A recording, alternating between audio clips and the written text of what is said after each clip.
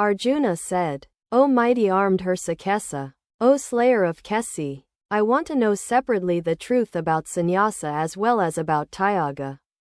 The Blessed Lord said, the learned ones know sannyasa to be the giving up of actions done with a desire for reward. The adepts call the abandonment of the results of all works tyaga. Some learned persons say that action, beset with evil as it is, should be abandoned, and others say that the practice of sacrifice, charity, and austerity should not be abandoned. O the most excellent among the descendants of Bharata, hear from me the firm conclusion regarding that tyaga. For, O greatest among men, tyaga has been clearly declared to be of three kinds. The practice of sacrifice, charity, and austerity should not be abandoned. It should certainly be undertaken. Sacrifice, charity, and austerity are indeed the purifiers of the wise. But even these actions must be undertaken by renouncing attachment and hankering for results. This is my firm and definitive conclusion. O Partha, abandoning one's daily obligatory acts is not justifiable. Giving up those through delusion is said to be rooted in tamas. Whatever action one may relinquish merely as being painful, out of fear of physical suffering, he, having resorted to renunciation based on rajas, will surely not acquire the fruits of renunciation. Whatever obligatory duty is performed just because it is a bounden duty. O Arjuna, by giving up attachment and the results as well, that renunciation is considered to be based on sattva. The man of renunciation, imbued with sattva, wise and free from doubts, does not hate unbecoming action, nor does he become attached to becoming activity, since it is not possible for one who holds onto a body to give up actions entirely. Therefore he who renounces the results of his actions is called a man of renunciation. The threefold results of actions, the undesirable, the desirable, and the mixed, accrue after death to those who do not resort to renunciation, but never to those who resort to renunciation. O mighty armed one, learn from me these 5 factors for the accomplishment of all actions, which have been spoken of in the Vedanta, in which actions terminate, the locus, the agent, the different kinds of organs, the many and varied activities, and the divine are the 5th here. Whatever action a person performs with their body, speech, and mind, whether it be just or its opposite, these 5 are the causes of it. Therefore, anyone whose intellect is imperfect and perceives the absolute self as the agent, does not perceive properly and has a distorted intellect. He who has no feeling of egoism, whose intellect is untainted, he does not kill, nor does he become bound, even by killing these creatures. Knowledge, the object of knowledge, and the knower, these are the threefold inducements to action. The comprehension of actions comes under 3 heads. The instruments, the object, and the subject, knowledge, action, and agent are stated in the teaching about the gunas to be only of 3 kinds. According to the differences of the gunas, hear about them also as they are. Know that knowledge to originate from sattva, through which one sees a single, undecaying, undivided entity in all the diversified things. But know that knowledge to originate from rajas, which amidst all things apprehends the different entities of various kinds as distinct, as possessing distinct selves. But that knowledge is said to be born of tamas, which is confined to one form as if it were all, which is irrational, unconcerned with truth, and trivial. The daily obligatory action which is performed without attachment and without likes or dislikes, by one who does not hanker for rewards, is said to be born of sattva.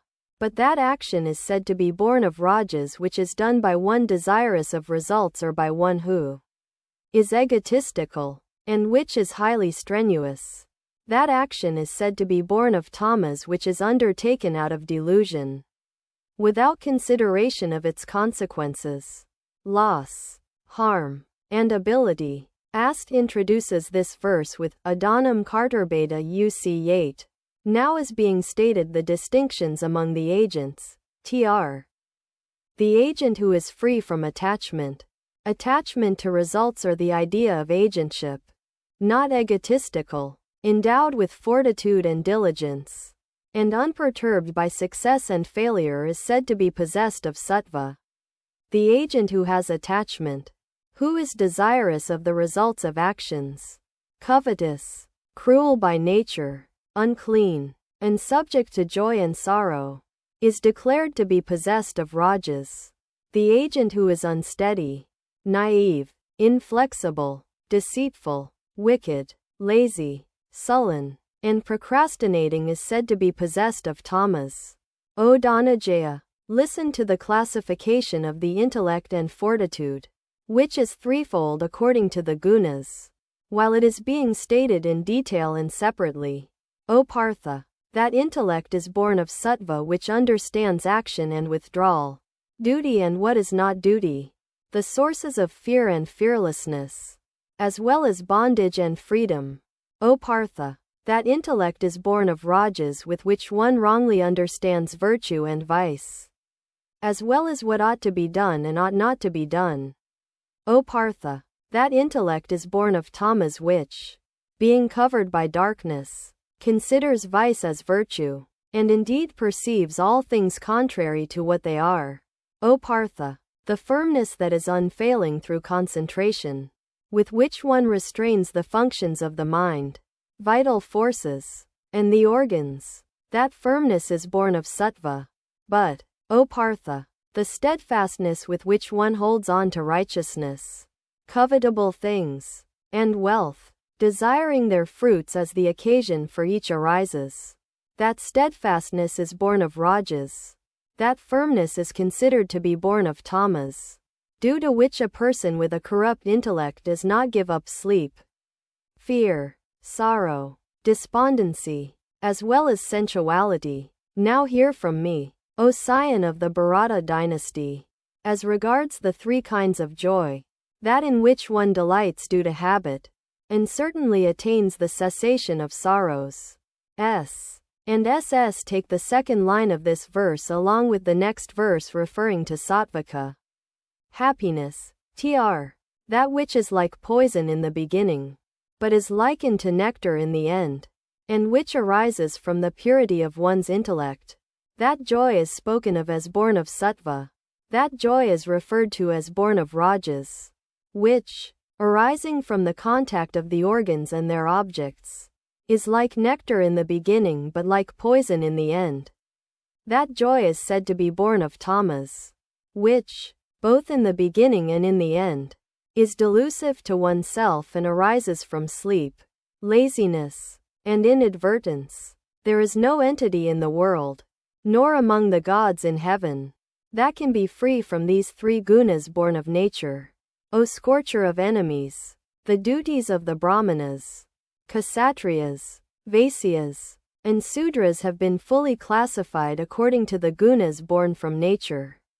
The natural duties of the Brahmanas are the control of the internal and external organs, austerity, purity, forgiveness, straightforwardness, knowledge, as well as wisdom. Knowledge refers to the understanding of subjects presented by the scriptures. Wisdom means making them matters of one's own experience. And faith. The natural duties of the Kshatriyas are heroism, boldness, fortitude, capability, and not retreating from battle, generosity, and lordliness. The natural duties of the Vaisyas are agriculture, cattle rearing, and trading.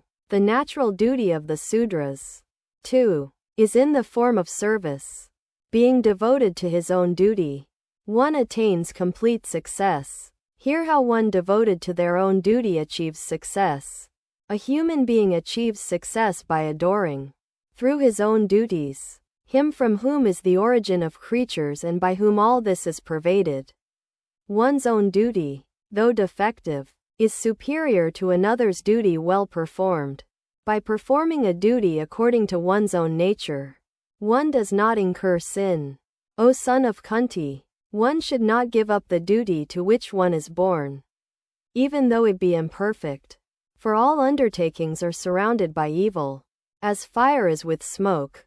He whose intellect remains unattached to everything, who has conquered his internal organs and is desireless, attains through monasticism the supreme perfection consisting of the state of one free from duties. Understand for certain from me, in brief indeed, O son of Kunti, that process by which one who has achieved success attains Brahman, which is the supreme consummation of knowledge. Endowed with a pure intellect and controlling oneself with fortitude, one should reject the objects beginning from sound, touch, form, color, taste, and smell, trail, and eliminate attachment and hatred. One who resorts to solitude, eats sparingly, has control over their speech, body, and mind, for whom meditation and concentration are ever the highest duty, and who is possessed of dispassion, having discarded egotism, force, pride, desire, anger, and superfluous possessions, and being free from the idea of possession and serene, that person is fit for becoming Brahman. One who has become Brahman and has attained the blissful self does not grieve nor desire, becoming the same towards all beings. He attains supreme devotion to me. Through devotion, he knows me in reality, as to what and who I am. Then, having known me truly, he enters into me immediately afterward, ever engaging in all actions. One to whom I am the refuge, attains the eternal, immutable state through my grace, mentally surrendering all actions to me and accepting me as the supreme. Keep your mind ever fixed on me by resorting to the concentration of your intellect. Having your mind fixed on me, you will cross over all difficulties by my grace. If, however, you do not listen out of egotism, you will be destroyed, though you think, I shall not fight. Relying on egotism, this determination of yours is vain. Your nature will impel you. Being bound by your own duty, born of nature, O son of Kunti, you will, being helpless, verily do that which you do not wish to do, owing to indiscretion. O Arjuna, the Lord resides in the region of the hearts of all creatures, revolving through Maya all the creatures as though mounted on a machine. Take refuge in him alone with your whole being. O scion of the Bharata dynasty, through his grace, you will attain supreme peace and the eternal abode. To you I have imparted this knowledge, which is more secret than any secret. Ponder over this as a whole and do as you like. Listen again to my highest utterance, which is the most profound of all. Since you are ever dear to me, I shall speak what is beneficial to you. Fix your mind on me, be devoted to me, offer sacrifices to me, and bow down to me. Thus, you will come to me alone. I promise you this truth, for you are dear to me. Abandon all forms of rights and duties, and take refuge in me alone. I will free you from all sins. Do not grieve. This, that I have taught, should never be taught to one who is devoid of austerities, one who is not a devotee, one who does not render service, or one who cavils at me. He who, entertaining supreme devotion to me, speaks of this highest secret to my devotees, will without doubt reach me alone. And compared to him, no other human is better at accomplishing what is dear to me. Furthermore, there will be no one else in the world dearer to me than him. And he who will study this sacred conversation between us two, which is conducive to virtue, by him I shall be adored through the sacrifice of knowledge.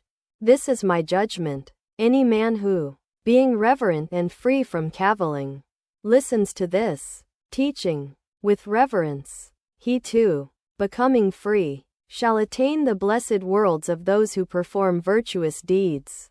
O Partha, have you listened to this with a one-pointed mind? O Dhananjaya, has your delusion caused by ignorance been dispelled? Arjuna said, O Achyuta, my delusion has been destroyed and my memory has been regained through your grace. I stand with my doubt removed. I shall follow your instructions. Sanjaya said. I thus heard this conversation between Vasudeva and the great-souled Partha, which is unique and makes one's hair stand on end. Through the favor of Vyasa, I heard this secret concerning the supreme yoga from Krishna, the Lord of Yogas, while he himself was speaking. And, O King, while repeatedly remembering this unique, sacred dialogue between Kesava and Arjuna, I rejoice every moment, O King. Repeatedly recollecting that greatly extraordinary form of Hari, I am struck with wonder and rejoice again and again. Where there is Krishna, the Lord of Yogas, and where there is Partha, the wielder of the bow, there is fortune, victory, prosperity, and unfailing prudence. Such is my conviction.